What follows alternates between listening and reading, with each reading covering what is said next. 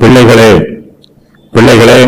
அவருடைய நாமத்தின் நிமித்தம் உங்கள் பாவங்கள் மன்னிக்கப்பட்டிருக்கிறதுனால் உங்களுக்கு எழுதுகிறேன்.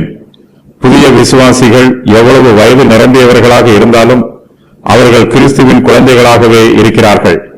அவர்கள் தங்கள் ஆவிக்குரிய ஜீவியத்தில் வளர்ச்சி பெற வேண்டும், ஆவிக்குரிய முதிர்ச்சி அடைய வேண்டும். நாம் புதிய விசுவாசிகளாக இருந்தாலும் பழைய விசுவாசிகளாக இருந்தாலும் கர்த்தருடைய வசனத்திற்கு கீழ்ப்படிய வேண்டும் என்பது எல்லோருக்கும் பொதுவான கட்டளை. இதுபோலவே நம்மிடத்தில் அன்பு கூறுவது போல நாம் பிறரிடத்திலும் அன்பு கூற வேண்டும் என்பது எல்லா விசுவாசிகளுக்கும் சொல்லப்பட்டிருக்கிற பொதுவான கட்டளை.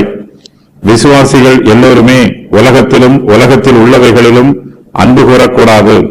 ஒரு விசுவாசி உலகத்தில் அன்பு கூறுவார் என்றால் அவரிடத்தில் பிதாவின் அன்பு இல்லை. அப்போஸ்தலர் யோவான் புதிய விசுவாசிகளுக்கு புத்திமதிகளை சொல்லுகிறார். அவர்களை பிள்ளைகளே என்று அழைக்கிறார். அவர்கள் கிறிஸ்துவுக்குள் ஆவிக்குரிய குழந்தைகளாக இருக்கிறார்கள். தங்கள் விசுவாச ஜீவியத்தின் ஆரம்ப நிலைமையில் இருக்கிறார்கள்.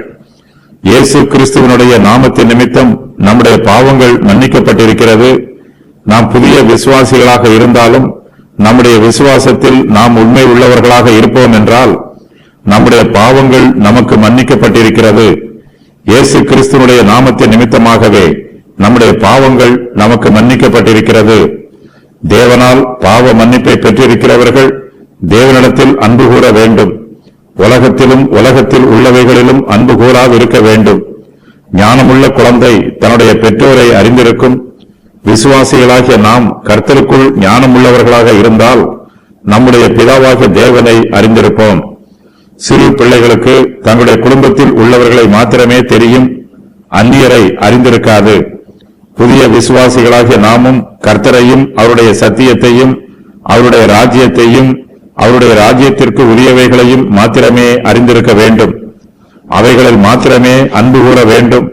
உலகத்திலும் உலகத்தில் உள்ளவைகளிலும் அன்பு கூறக்கூடாது.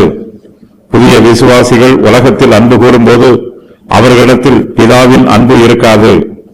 ஆவிக்குரிய அனுபவத்தின் 4 நிலைகள்: சிறு பிள்ளை, பாலகன், வாலிபன், தகப்பன்.